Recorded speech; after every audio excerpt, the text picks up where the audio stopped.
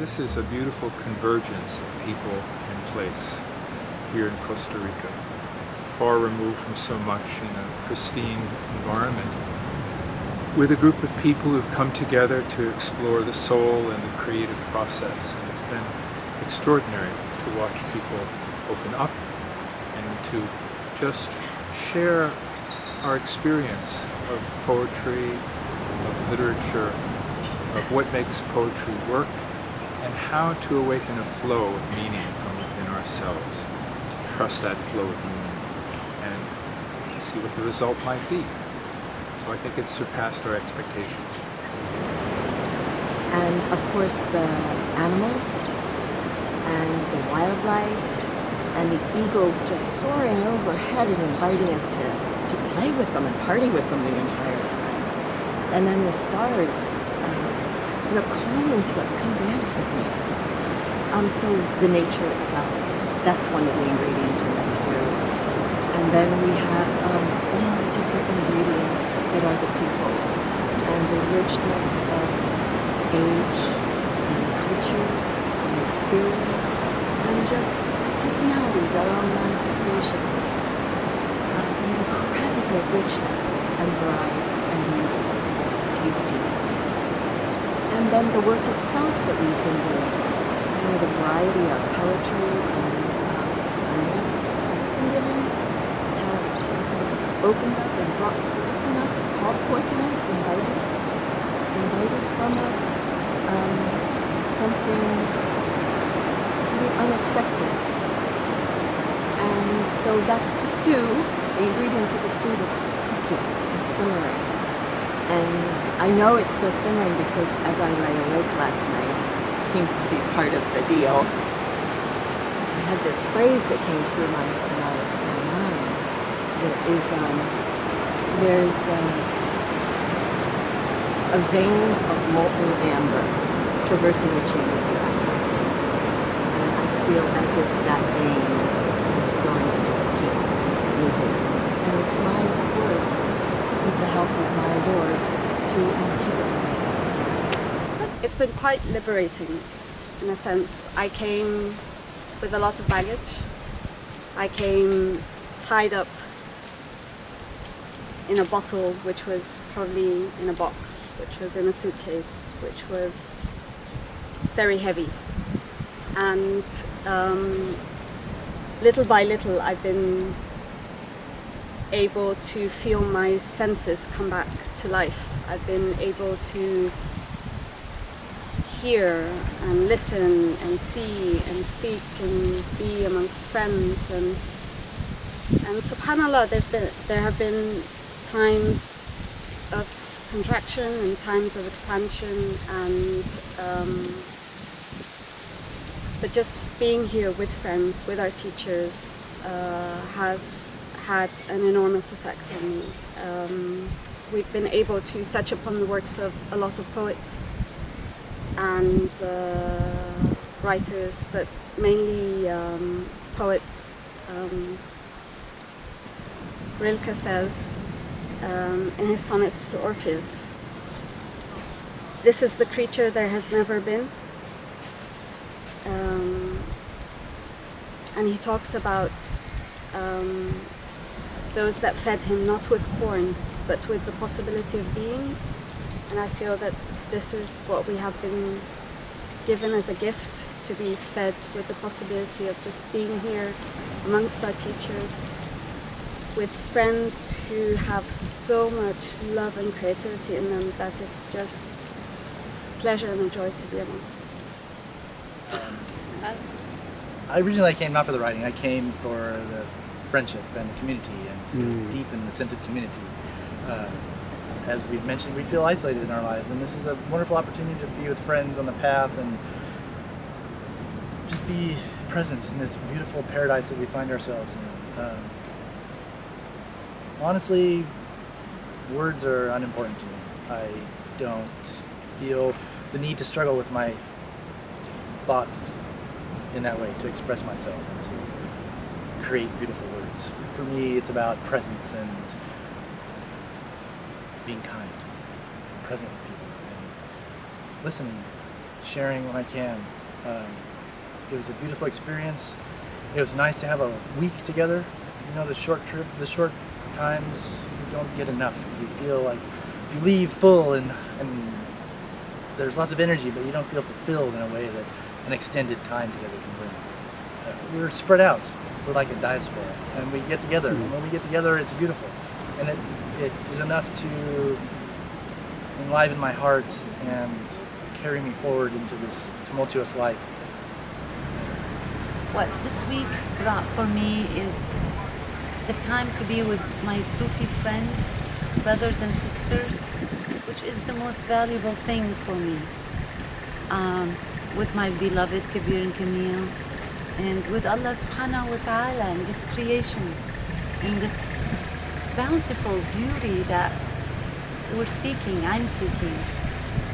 And it really did help me unfold maybe the poet in me, maybe the writer in me, maybe I was able to find a way to articulate my words in a better way for my life, so that I could put words together to express myself better beside my painting way or my artistic way. And finally, it brought me with Darren. Here goes another journey, the two of us, inshallah, inshallah. May it be love. Did manage to write one poem while I was here, and Dede asked yesterday when he came up with this idea to talk a bit about what we might have learned about our process in writing, and that writing that one poem along with the sessions that we've had has taught me a lot. And I've actually written my second poem as my way of expressing kind of what I've learned about the process. So the poem is: poetry is like life. If I force it, blocks and frustrations rise up in protest. It can't be molded too soon, enticed too quickly. It comes when I'm not expecting it. And yet, I must be aware and alert, ready and waiting, not miss the moment. I must learn to rise to it, make room for it. Because although other moments may lie ahead, this one might not come again. In the meantime, I must live fully, run into the waves, be exhilarated in joy, be pierced by grief. Let all these dimensions have their dance with me, but not lose myself to the dancing entirely. I must make room to distill the essence from the flowers, mine the minerals from my rocks, seize the moment that's right. I don't come with a lot of expectations. I'm a poet. I write hundreds and hundreds of poems. So what does this mean to be here? Well, I went swimming with my Murshid out in the ocean. I laughed with people who became my family instantly, and changed the course and direction of my poetry by sending me back to the source, back beyond the source, to when I was a child. I stood in the ocean with another sister and we played the ney in knee-deep water. But we were supposed to write poetry here, so I wrote some poems, but what I'm going to take back is knowing when not to write poems, when to just be quiet, when to just let everything ripen, like you just said. Asapur, this has taught me to be patient with myself and my relationships with the Lord, and to absolutely immerse myself in the love of this I don't want to even call it a community, it's a family. It's a family. So, I'm very grateful to to our teachers, and to my brothers and sisters, and I cannot wait to see you all. So what has this week been? Extremely nourishing, extremely creative, and extremely imaginative. Nourishing for both the body in terms of awakening of all the senses in this extraordinarily beautiful setting. Nourishing for the soul in terms of the company, the prayer and the contemplation. The creativity, it was just phenomenal to see the transformation in each seed and watch everyone's heart grow and blossom over the week. And finally, in terms of the imagination, it sort of opened that portal to endless possibilities. So yeah. I've been feeling for some weeks now that the most important thing for me is to really be in my heart and to be as attentive as I can to the moment. So really thinking about that saying of, the Sufi is a child of the moment. And I feel that the kind of depth of that's been really revealed to me, and the importance of that time and time again throughout these last few days, particularly. And I think that conversations around connecting to and nourishing the portal of creativity, it feels really sort of connected to that. And I guess I had hoped that there'd be an opportunity for really sort of deepening and for silence and for being sort of in the inner stillness, and I found like so many opportunities for that actually. So yeah, I feel like my needs, and even the needs that I didn't know about, have been met many times over. And we're in this really incredible place, which it's just like, I guess if I ever had a vision of paradise, it would look a little bit like this. But it also kind of feels like, this isn't a physical place. It's a placeless, timeless. It's got a placeless and timeless kind of quality. So yeah, it's just been magical. So we're in this place which I have experienced as 3 distinct places, or let's call them territories of time.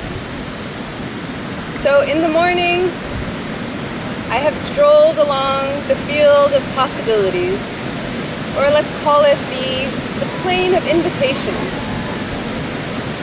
Strolling along the surf and reading the signs in the sand that were left overnight by our mollusk brothers and sisters. In the afternoon, we enter the plane of contest, contending with ourselves and our words, and of course, the heat and the distractions of the surf and the palm trees and nets for lazy people that look a little bit like this. Come evening, we arrive in the oasis and pitch our tent among the stars, reclining on divans and reciting poetry to the beloved, drinking the wine of each other's hearts. When I opened my pocket roomie this morning, the line that came up was, "I shall become that which could never be imagined." Oh. And before I came to this retreat, my intention was to be with my beloved teachers, my family, friends, and I'm not a writer. But what came from this is the infinite gifts of Allah's grace. And through the words and through the poetry and the power that that brings in not just what it can manifest, but how it can transform what is within our hearts as well. And I feel extremely blessed to have been given the tools to better know myself. And last night, as I was reflecting, I felt that I understood the verse, "She who knows herself knows her Lord? Well, this was a very special week, transformational experience, definitely. We came to this beautiful place. The nature is just awe-inspiring. But what made it more special is the people who are here in the group. And we talked about storytelling, poetry, creative imagination, and the tradition. But what made it even more special again is that we just didn't talk, we lived it and we experienced it. It made it all the more meaningful and holistic of this, because we had a shared experience now. A way to see, how these, concepts sometimes that might seem out there can actually be lived and felt, and they are very real, and they are attainable, and there are many living examples of some of these ideals like love and compassion and kindness and friendship and sisterhood and brotherhood, and we lived it. So that's what made it special for me.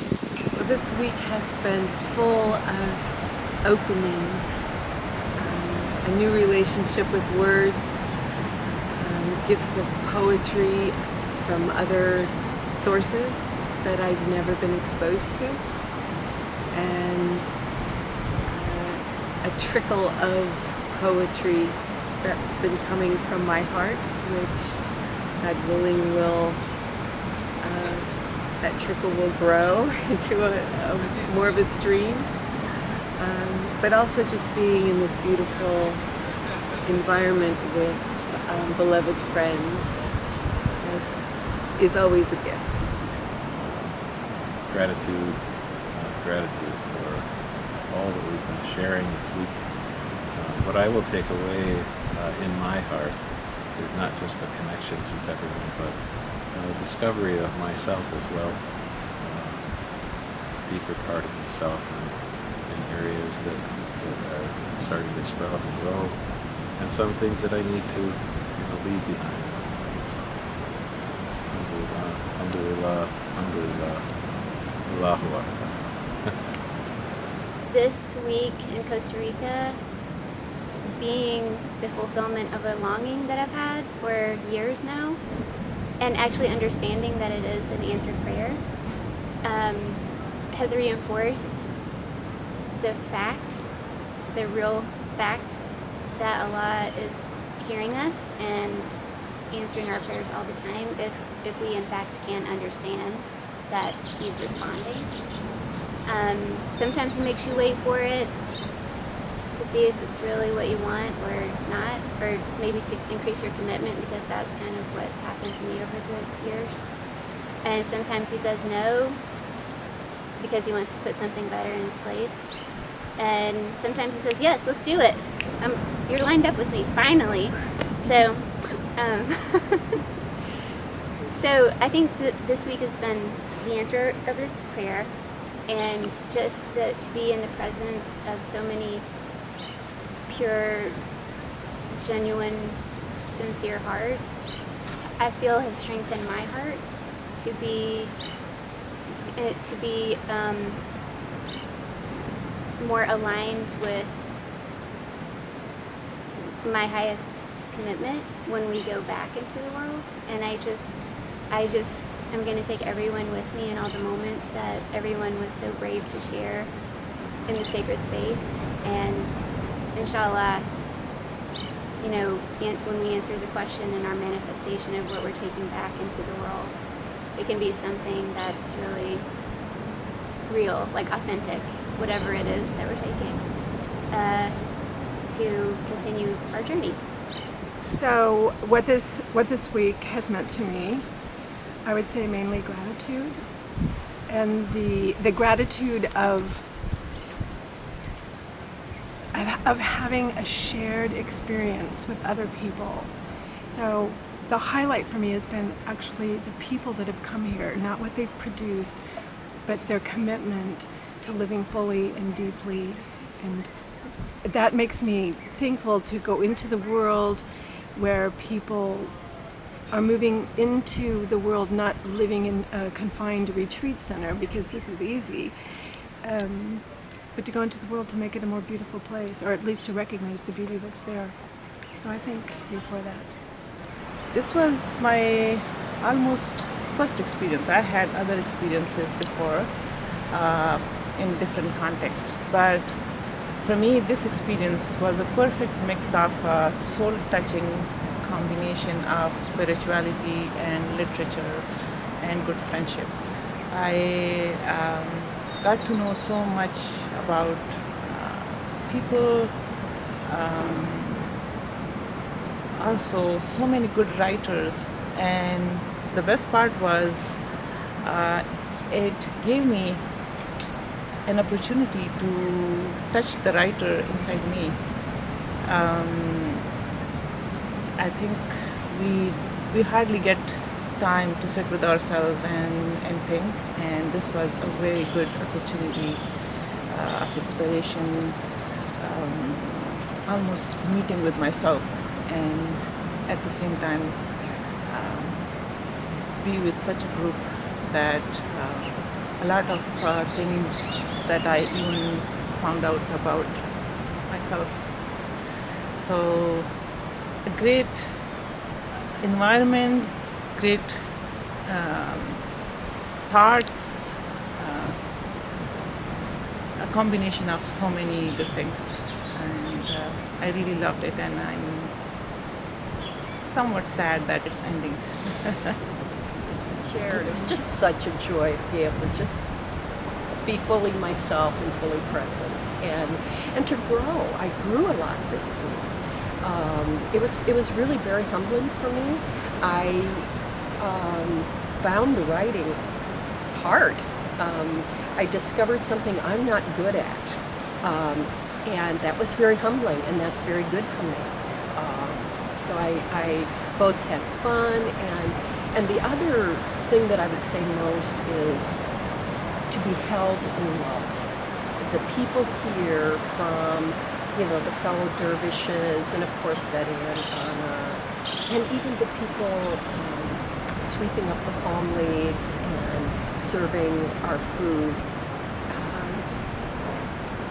they embraced us with love. I felt very, very embraced and loved. Well, those lines came to me because of my teachers, because of Kabir Dede and Camille Anne, because they're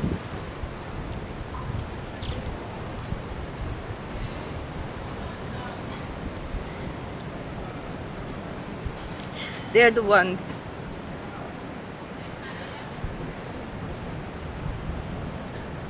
in whose presence me and everyone shifts from shrinking to be just less. So the lines that came to me, and they are dedicated to both of them, the lines are, "Oh my heart, beware. Are you blessing, or are people shrinking on your watch?" Voilà. The face of love. The cycles of time keep rolling. We awaken with the morning and go to bed as the sun dips below the horizon, feasting with the stars in the darkness of your vastness.